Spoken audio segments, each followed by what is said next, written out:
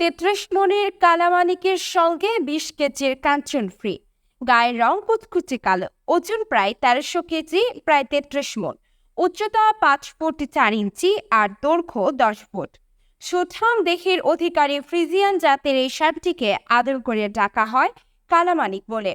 কালামানিকের পরিচর্যার জন্য সার্বক্ষণিক দায়িত্বে থাকে ৩ জন মানুষ। তার খাবারের তালিকায় রয়েছে ২ বেলা গমের ভুসি, খৈল, ভুট্টার গুঁড়ো সহ বিভিন্ন উপকরণ দিয়ে বিশেষভাবে মিশ্রিত করা দানাদার খাদ্য আর একবেলা কাঁচা ঘাস। নিয়মিত গোসলের খাবার দিতে দেরি হলেই রেগে যায় কালামানিক, আর আদর পেলেই বেজায় খুশি হয় সে। জাহাঙ্গীরনগর বিশ্ববিদ্যালয়ের শিক্ষক ডক্টর আলী আজম তালুকদারের শখের খামারে প্রায় ২.৫ বছর ধরে পরম আদর যত্নে লালন পালন করে মোটা তাজা করা হয়েছে কালামানিককে। ডক্টর আলী আজম তার গ্রামের বাড়ি সিরাজগঞ্জের কামারখন্দ উপজেলার নান্দিনা মধু গ্রামে গবেষণার কাছে গড়ে তোলা শখের খামারে বেশ কয়েকটি সারের মধ্যে আকর্ষণের কেন্দ্রবিন্দু কালামানিক।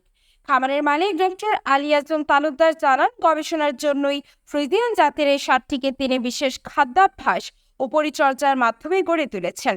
কোনো প্রকার ঔষধ বা ভিটামিন না খাইয়ে শুধু প্রাকৃতিক খাবারের মাধ্যমে মোটা তাজা করা হয়েছে তাকে। শুধু চাহিদা মাফিক দামি নয়, কালামানিককে নেবে এমন পছন্দ মতো ক্রেতা পেলেই তার হাতে তুলে দিতে চান আদরের এই সারটিকে।